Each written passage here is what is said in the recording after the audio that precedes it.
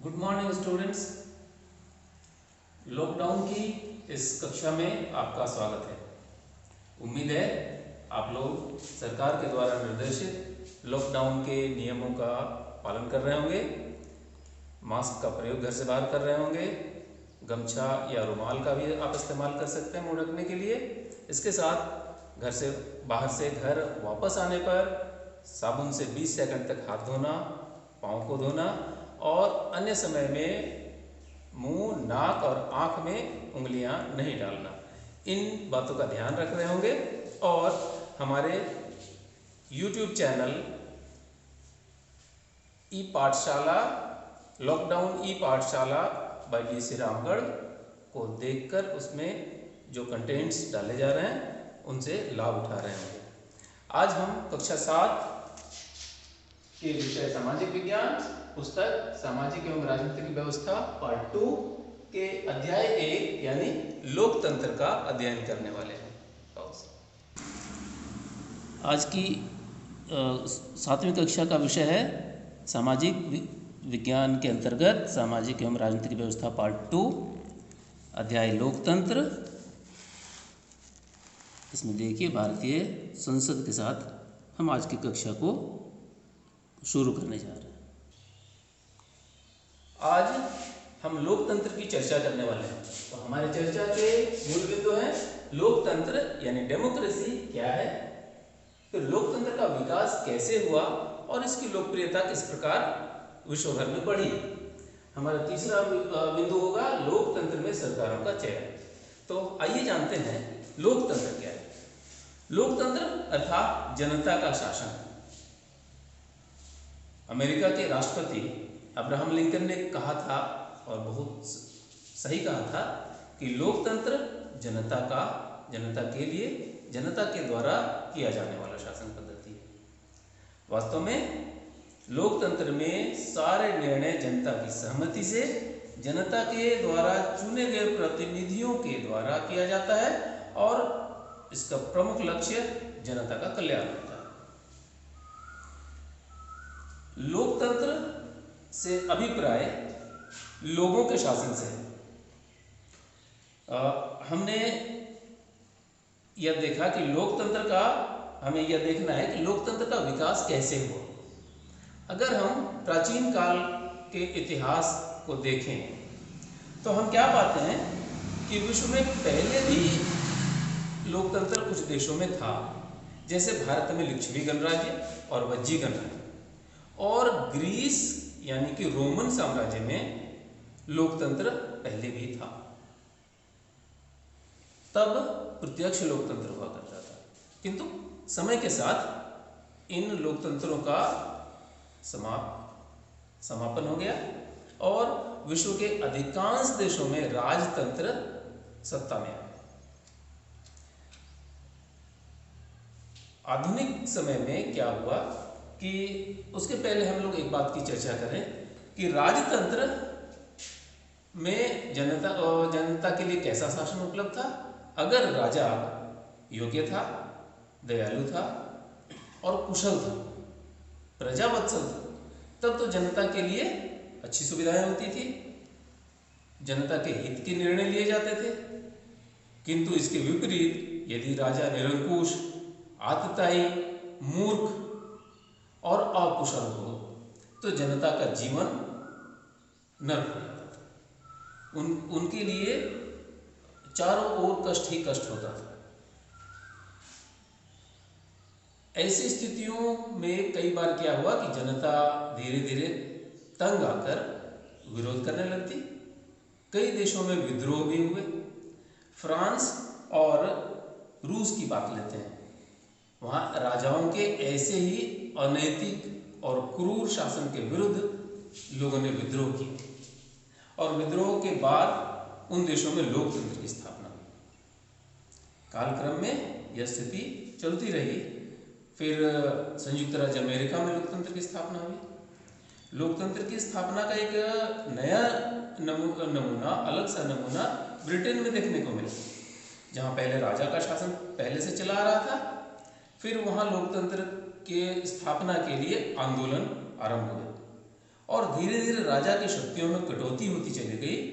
फिर वहाँ लोकतंत्र स्थापित हुआ और राजा मात्र संवैधानिक रह गया। राजा की शासकीय शक्तियाँ लगभग समाप्त हो गई। इस तरीके से धीरे धीरे लोकतंत्र का विकास हुआ। शासन की और भी कई पद्धतियाँ हैं, केवल राजतंत्र और लोकतंत्र ही नहीं, जैसे सैनिक शासन, एक व्यक्ति की तानाशाही, किसी एक दल का शासन जहाँ जनता के लिए और कोई विकल्प नहीं, जैसे कि अभी वर्तमान चीन में है, वहाँ केवल एक दल का शासन है। जनता को वोट देने का अधिकार है मगर विकल्प नहीं है कि एक के बदले किसी दूसरे को चुने, तो वह भी लोकतंत्र नहीं है। लोकतंत्र में क्या होता है कि जनता अपनी मर्जी से अपने शासक चुनती है। अब लोकतंत्र कितने तरह का है? तो लोकतंत्र या प्रजातंत्र के दो स्वरूप हैं, प्रत्यक्ष प्रजातंत्र और अप्रत्यक्ष प्रजातंत्र। प्रत्यक्ष प्रजातंत्र जैसा कि प्राचीन काल में अभी हम लोगों ने चर्चा किया, भारत के लिच्छवी गणराज्य और वज्जी गणराज्यों में प्रत्यक्ष लोकतंत्र था। इसके साथ रोमन साम्राज्य में भी प्रत्यक्ष लोकतंत्र था। जनता एक जगह जुटती थी और सारे महत्वपूर्ण निर्णयों पर फैसले लेती थी। वर्तमान समय में भी स्विट्जरलैंड के कुछ छोटे छोटे कैंटन, जो हमारे यहाँ राज्य कहे जाते हैं, स्विट्जरलैंड में उनको वहाँ कैंटन कहते हैं। इन कैंटनों में आज भी प्रत्यक्ष लोकतंत्र है। जनता एक बड़े मैदान में जमा होती है और सारे महत्वपूर्ण विषयों पर सामूहिक रूप से फैसले लेती है। तो कहा जाता है कि आज भी स्विट्जरलैंड के कुछ कैंटनों में प्रत्यक्ष प्रजातंत्र है। जनता अपने ऊपर शासन किए जाने के सारे फैसले खुद लेती है। अब बात आती है अप्रत्यक्ष प्रजातंत्र। तो अप्रत्यक्ष प्रजातंत्र में जनता अपनी मर्जी से अपने लिए प्रतिनिधियों का चुनाव करती है। उसके पास विकल्प होते हैं, उन विकल्पों में से वो योग्य प्रतिनिधि को अपना मत देती है और जिस प्रतिनिधि को ज़्यादा मत प्राप्त होते हैं वह विजयी घोषित होता है। और इस तरह चुने हुए सारे प्रतिनिधि मिलकर देश का शासन चलाते हैं। शासन वर्ग यानी सरकारें जनता के प्रति उत्तरदायी होती हैं। अगर जन भावनाओं के और जन आवश्यकताओं के विरुद्ध सरकारें काम करने लग जाएं तो जनता विरोध करती है। वह सकारात्मक विरोध का अधिकार यहाँ जनता को प्राप्त होता है। सरकारें ऐसे विरोध को दबा नहीं सकती। अगर सरकारें जनमत के विरुद्ध फिर भी कार्य करती रह गई तो यहाँ सरकारों का कार्यकाल निर्धारित होता है अप्रत्यक्ष लोकतंत्र में। जैसे ही कार्यकाल की समाप्ति होती है तो फिर से नया चुनाव आता है और नए चुनाव में जनता ऐसी सरकारों को जो लोक विरुद्ध हो, लोकमत के विरुद्ध हो, उन्हें बदल देती है। तो इस तरीके से हम अप्रत्यक्ष प्रजातंत्र में देखते हैं कि जनता अपने प्रतिनिधियों का चुनाव स्वयं करती है।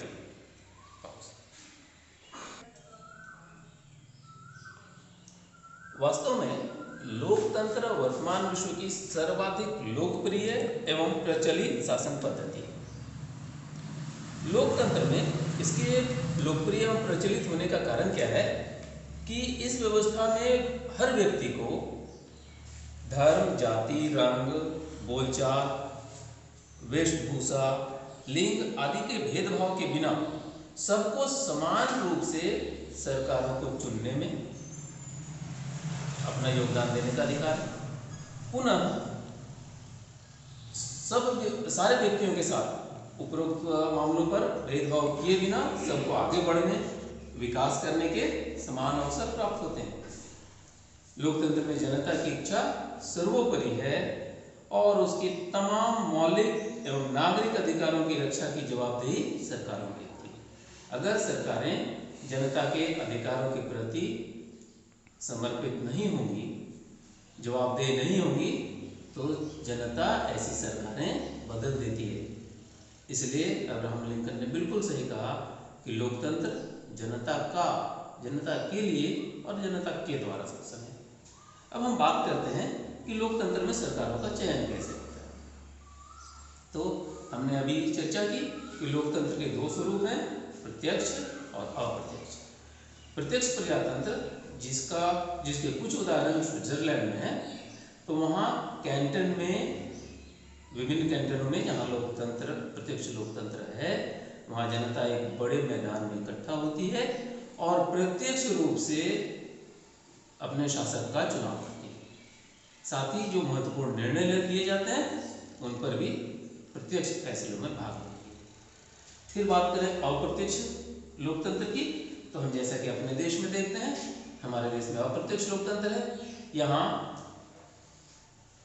आज 18 वर्ष से अधिक उम्र के हर व्यक्ति को, अगर वो पागल नहीं हो, दिवालिया नहीं हो या घोषित रूप से देशद्रोही नहीं हो, तो ऐसे हर व्यक्ति को मत देने का अधिकार है।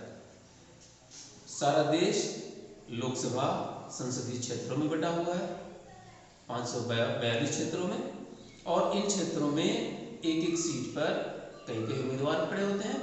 जनता वोट देती है और वोट में जिस कैंडिडेट को, जिस उम्मीदवार को ज़्यादा मत हासिल होते हैं उसे विजयी घोषित किया जाता है।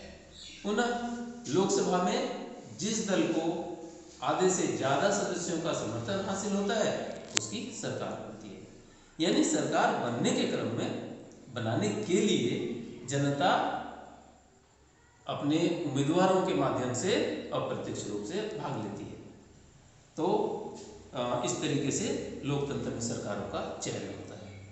तो आज हमने 3 विषयों की चर्चा की कि लोकतंत्र क्या है, दूसरा लोकतंत्र का विकास कैसे हुआ और उसकी लोकप्रियता क्यों बढ़ी और कितनी बढ़ी, पुनः लोकतंत्र में सरकारों का चयन कैसे किया जाता है। अगली कक्षा में हम लोग भारत में लोकतंत्र की चर्चा करेंगे। तब तक इस वीडियो को आप बार बार देखकर, और हमारे दूसरे जो साथी शिक्षक हैं उनके वीडियोस को जो अलग अलग विषयों पर है उनको भी आप बार बार देखें और उसमें दिए गए कंटेंट को, पाठों को समझने का प्रयास करेंगे। जहाँ कठिनाई हो आप फ़ोन के द्वारा अपने शिक्षकों से संपर्क करें और अपने सारे पाठों को स्पष्ट करें, पूरी तरह से समझें। लॉकडाउन समाप्त होते ही हम लोग पुनः स्कूलों में मिलेंगे, तब तक लॉकडाउन की कक्षाएं जारी रहेंगी।